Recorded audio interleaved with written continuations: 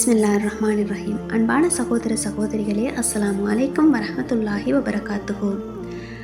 இமாம் மஹதி அலைஹிஸ்ஸலாம் அவர்கள் நபிகள் நாயகம் ஸல்லல்லாஹு அலைஹி வஸல்லம் அன்னவர்கள் கூறினார்கள், இவ்வுலகில் ஒரு நாள் மட்டும் மீதமிருந்தால் எனது குடும்பத்திலிருந்து ஒரு மனிதரை அல்லாஹ் எழச் செய்வான்.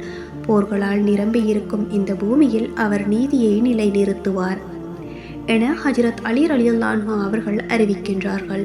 ஆதாரம் அபூ தாவூத் 4270வது ஹதீஸ். நபிகள் நாயகம் ஸல்லல்லாஹு அலைஹி வஸல்லம் அன்னவர்கள் கூறினார்கள், என் குடும்பத்தைச் சேர்ந்த ஒருவர் அரபுகளை ஆட்சி செய்யும் வரை இவ்வுலகம் முடியாது.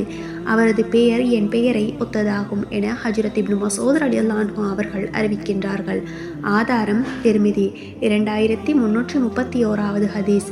அபூ தாவூத் 4269வது ஹதீஸ். நபிகள் நாயகம் ஸல்லல்லாஹு அலைஹி வஸல்லம் அன்னவர்கள் கூறினார்கள், மஹதி எனது சந்ததியைச் சேர்ந்தவராவார். அவர் படர்ந்த நெற்றியையும் எடுப்பான மூக்கையும் உடையவராவார். போரும் கொடுங்கோன்மையும் நிரம்பி இருக்கும் இப்பூமியில் அமைதியையும் நீதியையும் நிலைநிறுத்துவார்.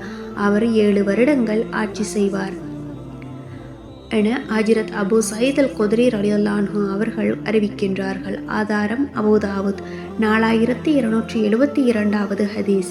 நபிகள் நாயகம் ஸல்லல்லாஹு அலைஹி வஸல்லம் அன்னவர்கள் கூறினார்கள், மஹதி என் குடும்பத்தைச் சேர்ந்தவராவார். ஃபாத்திமாவின் சந்ததிகளில் இருந்து வருபவர். ஆதாரம் அபூ தாவூத் 4271வது ஹதீஸ். மிஸ்காத் 5461வது ஹதீஸ். நபிகள் நாயகம் ஸல்லல்லாஹு அலைஹி வஸல்லம் அன்னவர்கள் கூறினார்கள், இவ்வுலகில் ஒரு நாள் மட்டுமே எஞ்சியிருந்தால் என் குடும்பத்தைச் சேர்ந்த அவர் ஆள்வதற்காக அந்த நாளை அல்லாஹ் நீட்டுவான். அறிவிப்பாளர் ஹஜ்ரத் அபூ ஹுரைரா ரலியல்லாஹு அன்ஹு. ஆதாரம் திர்மிதி 2332வது ஹதீஸ்.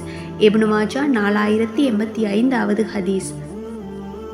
நபிகள் நாயகம் ஸல்லல்லாஹு அலைஹி வஸல்லம் அன்னவர்கள் கூறினார்கள், எனது சமுதாயத்தின் இறுதியில் ஒரு கலீஃபா வருவார். அவர் மக்களுக்கு கணக்கன்றி வாரி வழங்குவார். அறிவிப்பாளர் ஹஜ்ரத் ஜாபிர் இப்னு அப்துல்லாஹ் ரலியல்லாஹு அன்ஹு. ஆதாரம் முஸ்லிம் 6961வது ஹதீஸ். வஸ்ஸலாம்.